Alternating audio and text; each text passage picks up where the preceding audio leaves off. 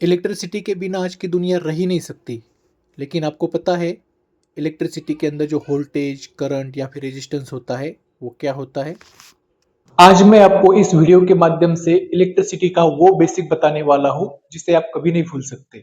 तो दोस्तों शुरू करते हैं बेसिक्स ऑफ इलेक्ट्रिसिटी। कोई भी चीज को यदि बेहतर समझना है तो उस चीज को किसी एक एग्जाम्पल से समझना बहुत आसान होता है। इसीलिए बेसिक्स ऑफ इलेक्ट्रिसिटी समझाने के लिए मैंने एक एग्जाम्पल लिया है, वो है टैंक और पाइपलाइन का एग्जाम्पल। टैंक पाइप एनालॉजी हम उसको बोलेंगे। तो चलो शुरू करते हैं। बोर्ड के ऊपर मैंने यहाँ पे एक टैंक दिखाया है, इसके ऊपर यहाँ पे एक पाइप दिखाया है जो कि ये टैंक के अंदर वाला वाटर जो है, ये पानी है जो वो जगह जगह सप्लाई करने वाला है। इसके अंदर पानी दिखाया है। अभी ये जो पानी के ऊपर जो जो प्रेशर आता है वो हमारे एनालॉजी के हिसाब से, इलेक्ट्रिसिटी के हिसाब से वोल्टेज बनने वाला है। वो कैसे मैं आगे समझाता हूँ। तो यहाँ पे पानी है, पानी के ऊपर प्रेशर आ रहा है। यहाँ पे पाइपलाइन है जिससे ये पानी फ्लो होने वाला है। यहाँ पे मैंने एक ब्लॉकेज दिखाया है, ब्लॉकेज जो पाइप के अंदर एक ब्लॉकेज है जो कि पानी के बहाव को या फिर पानी के फ्लो को अपोज कर रहा है, और ये पानी आगे जाके हर घर में यहाँ पे डिस्ट्रीब्यूट हो रहा है। तो जैसे यहाँ पे ये जो प्रेशर है, ये प्रेशर इस पाइप से इस पानी के बहाव के लिए प्रेशर जनरेट करता है, यानी कि जब ये प्रेशर रहेगा तभी ये पानी जो है ये पाइप से बहेगा या फिर बहा जा सकता है। अदरवाइज ये पानी इस टैंक के बाहर नहीं जा सकता। जब तक ये प्रेशर है तब तक ये पानी इसके पाइप से प्रेशर से बाहर जाने वाला है। वैसे ही सेम इलेक्ट्रिसिटी के कंपैरिजन में हम उसको देखेंगे तो ये प्रेशर जो है this is analogous to the voltage, यानी कि ये वोल्टेज जो है इसके इलेक्ट्रिसिटी के अंदर जो करंट होता है उस करंट को प्रेशराइज करता है या फिर उस करंट को पुश करके कंडक्टर से या फिर सर्किट से बहाता है। अब आते हैं करंट के ऊपर। करंट ये होता है कि जो सर्किट्स के अंदर या फिर कंडक्टर के अंदर जो भी इलेक्ट्रॉन्स है उस इलेक्ट्रॉन्स के फ्लो को हम करंट बोलेंगे। यानी कि हमारे इस एग्जांपल को हम कंपेयर करेंगे तो ये जो पानी है, पानी जो पानी ये पाइप के अंदर से जो बह रहा है this is nothing but current in our case. यानी कि ये पानी का जो फ्लो है ये हमारे इलेक्ट्रिसिटी के कंपैरिजन में बन जाता है करंट। तो आगे चलते हैं रेजिस्टेंस। तो रेजिस्टेंस क्या होता है? जैसे कि मैंने यहाँ पे बताया कि ये जो पाइप है, ये पाइप के अंदर से ये जो पानी है ये पानी बह रहा है। अभी मानो कि इस पाइप के अंदर यहाँ पे कुछ ब्लॉकेज हो गया, यानी कि ये पाइप के अंदर कुछ ऐसा कुछ कचरा इकट्ठा होने के कारण यहाँ पे कुछ ब्लॉकेज हो जाता है। तो ये जो पानी है ये पाइप से अंदर जाने वाला उसको ये ब्लॉक करेगा, यानी फिर उसके बहाव को, उसके फ्लो को रोकने की कोशिश करेगा। यही चीज इलेक्ट्रिसिटी के अंदर होता है।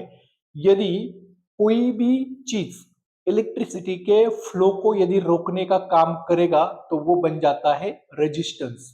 तो इस केस में ये जो ब्लॉकेज है वो हमारे केस में बन गया रेजिस्टेंस। तो दोस्तों अभी हमने समझा कि वोल्टेज क्या होता है, करंट क्या होता है और रेजिस्टेंस क्या होता है। अभी दोबारा थोड़ा रिकैप करेंगे और उनका हर एक का यूनिट क्या होता है वो हम जानने की कोशिश करेंगे। तो जैसे कि वोल्टेज, जैसे मैंने बताया voltage is nothing but pressure which pushes the current. मतलब वोल्टेज वो प्रेशर होता है जो कि करंट को पुश कर रहा है। तो उसका जो यूनिट होता है वो होता है वोल्ट, और नॉर्मली सर्किट में वो V इस डिनोशन से या फिर लेटर से उसको दर्शाया जाता है या फिर डिनोट किया जाता है। अभी आगे चलते हैं करंट। तो करंट को जैसे मैंने बोला फ्लो ऑफ इलेक्ट्रॉन, स्पेसिफिकली यहां पे मैंने ब्रैकेट में लिखा है flow of electrons carrying a charge. यानी कि जो करंट, यानी कि जो इलेक्ट्रॉन चार्ज कैरी कर रहे हैं उन चार्ज कैरिंग इलेक्ट्रॉन्स के फ्लो को हम बोलते हैं करंट। तो करंट को नॉर्मली आई लेटर से दर्शाया जाता है और करंट का जो यूनिट होता है वो होता है एम्पियर। आगे चलते हैं रेजिस्टेंस। तो रेजिस्टेंस वो चीज है, जैसे मैंने बोला कि रेजिस्टेंस वो चीज होती है जो कि करंट के फ्लो को अपोज करती है या फिर रेजिस्ट करती है। तो opposes the flow of current is nothing but resistance. तो रेजिस्टेंस को आर लेटर से डिनोट किया जाता है और उसका जो यूनिट होता है वो होता है ओहम। आगे चलते हैं पावर।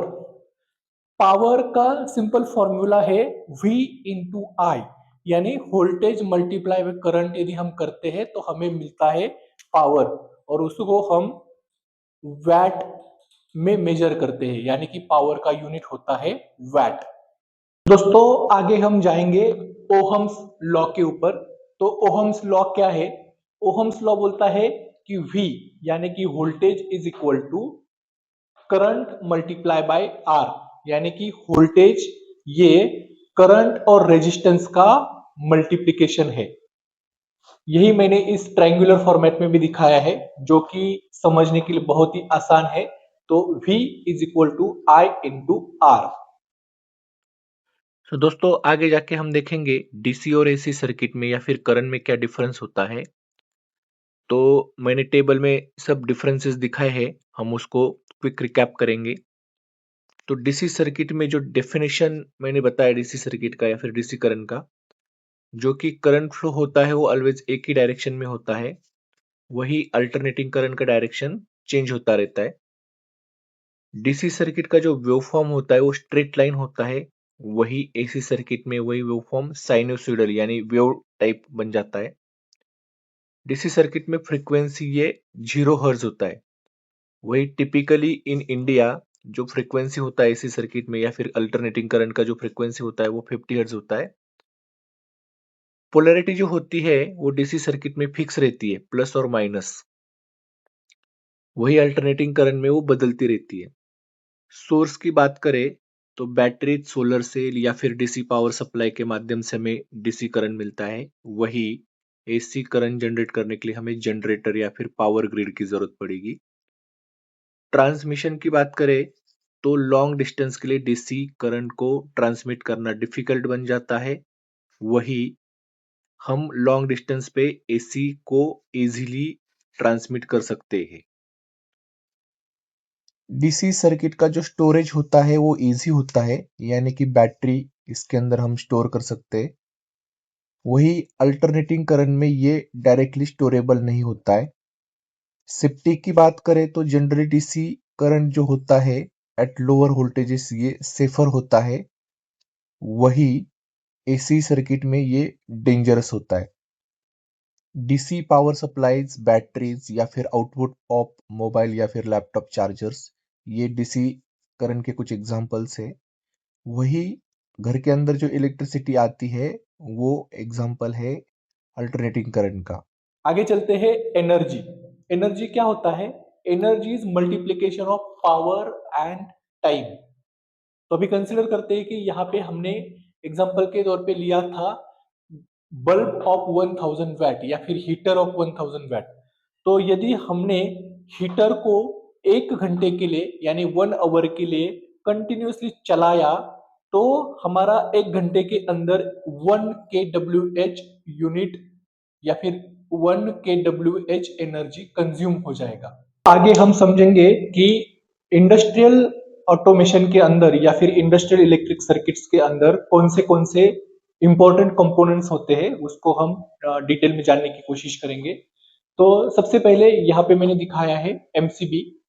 तो एमसीबी जो होता है वो शॉर्ट सर्किट या फिर ओवरलोड के केस में सर्किट को ओपन करता है, यानी कि ओवरलोड या फिर शॉर्ट सर्किट के केस में यदि एमसीबी ट्रिप करता है तो सर्किट ओपन होके कंपोनेंट्स का बचाव होता है। ये चलते हैं रिले। तो रिले नॉर्मली क्या करता है कि लो वोल्टेज से हाई वोल्टेज वाला जो सिग्नल है या फिर स्विचिंग है उसके लिए रिले का नॉर्मली काम होता है। तो पीएलसी से यदि हमें कुछ हाई वोल्टेज या फिर हाई पावर वाला कोई डिवाइस ऑपरेट करना है तो हम पीएलसी से रिले या फिर रिले से हम किसी डिवाइस को कंट्रोल करते हैं। तो लो वोल्टेज से हाई वोल्टेज स्विचिंग करने के लिए हम रिले यूज करते हैं।